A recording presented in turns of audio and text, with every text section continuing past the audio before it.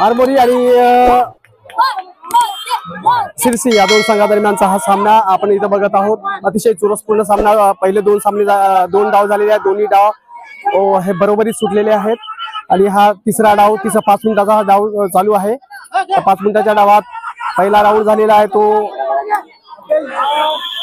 आरमोरी संघाचा। आरमोरी संघाने एकूण 4 गडी बाद केलेले आहेत। आता बघूया सिरसी संघ हा कसा लढत देत होतो। गडी मारण्याचा प्रयत्न केला आहे परंतु या ठिकाणी फाऊल झालेला आहे त्यामुळे निवांत वेळ घेतोय तो प्लेयर। फायर असं लिहिलेलं ही जिल्हा परिषद उच्च प्राथमिक शाळा शिवणी बुच्ची आणि या ठिकाणी पंच म्हणून बघतायत ते ठाकरे सर आपले दीपक भाऊ घोडमारे सर गुल्ले करून काम करतायत। अतिशय उत्कंठापूर्ण हा सामना चालू आहे। यात माध्यमिक विभागाचा हा पहिला सामना स्टार्टिंगचा सामना असं म्हणता येईल परंतु कोणत्याही दिशेने जर बघितलं तर या सामन्यात आपल्याला असं वाटता येणार नाही की हा पहिल्या फेरीचा सामना आहे। अतिशय अंतिम सामन्याला लाजवेल असा हा सामना पहिला सामना 2 डावात टाय झालेला होता। आरमोरी आणि सिरसी या दोन संघादरम्यान चाललेला हा सामना। आरमोरी संघाने सुरुवात खूप चांगली केलेली होती। एकूण 9 गडी आउट केले होते, 90 गुण मिळवलेले होते। त्या मानाने सिरसी हा संघ पिछाडलेला होता।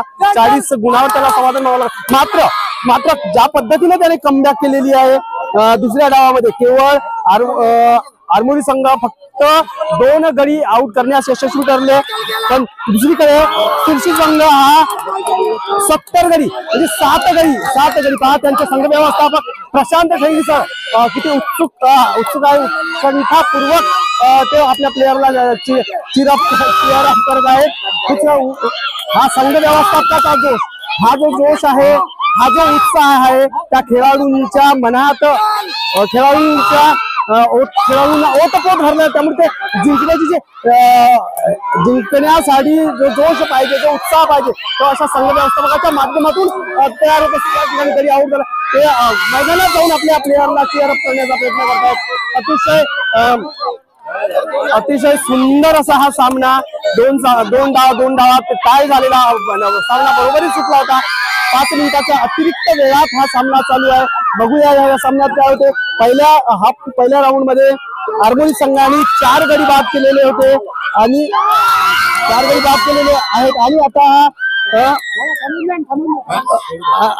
आता सिरसी हा संघ आपल्या निर्धारित वेळेत 6 गडी बाद करून त्यांनी बाजी पलटवलेली आहे असं म्हणता येईल कारण पहिला हाफ जो होता पहिल्या हाफमध्ये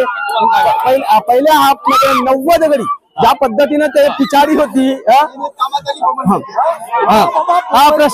प्रशांत टेंगरी सर नमस्कार। प्रशांत टेंगरी सर नमस्कार।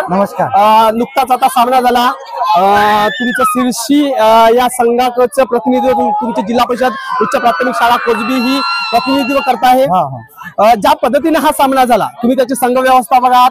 आमच्या चॅनलला किंवा आमच्या प्रेक्षकांना तुम्ही सांगाल की हा पहिला सामना हा कोणत्याही दृष्टीने वाटत नव्हता, असं वाटत होतं की हा अंतिम सामना आहे परंतु ज्या पद्धतीने हा सामना खेळला गेला पहिला हाफ जर तुम्ही बघितल्यात तर आरमोरी संघाने तुमचे गडी जवळपास 9 म्हणजे 90 गुणाची लीड घेतलेली नव्हती पण 90 गुण घेतलेले होते। त्या मानाने तुम्ही केवळ 7 मिनिटात 2 गडी म्हणजे 20 गुण तुम्ही कमावलेले होते। दुसऱ्या हाफ मध्ये त्यांनी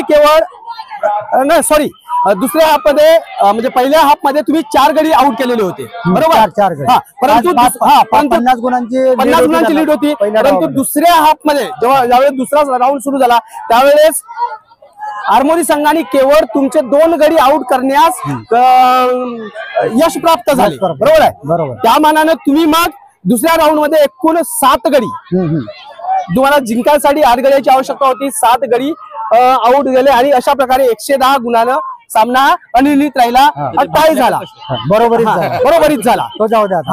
मग ज्यावेळेस दुसरा राऊंड सुरू झाला त्यावेळेस तो जो मध्यांतर होता त्याबद्दल तुम्हाला काय वाटतं म्हणजे ज्यावेळेस सामना टाय झाला?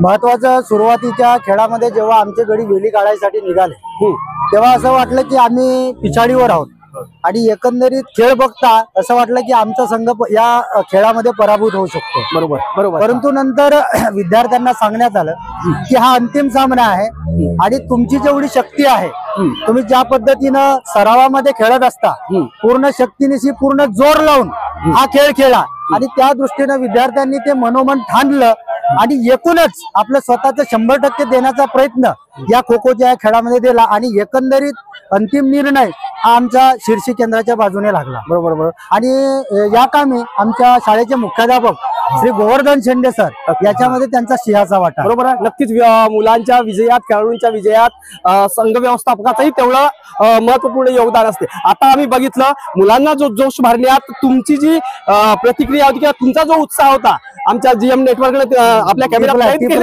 कैद केलेला आहे. नक्कीच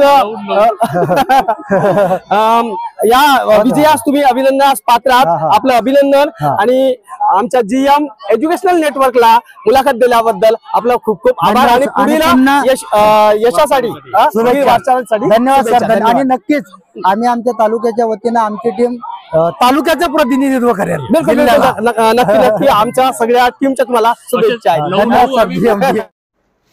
मित्रांनो, माझा व्हिडिओ आवडल्यास माझ्या व्हिडिओला लाईक करा, शेअर करा, कॉमेंट्स करा आणि माझ्या यूट्यूब चॅनलला सबस्क्राईब करा. धन्यवाद.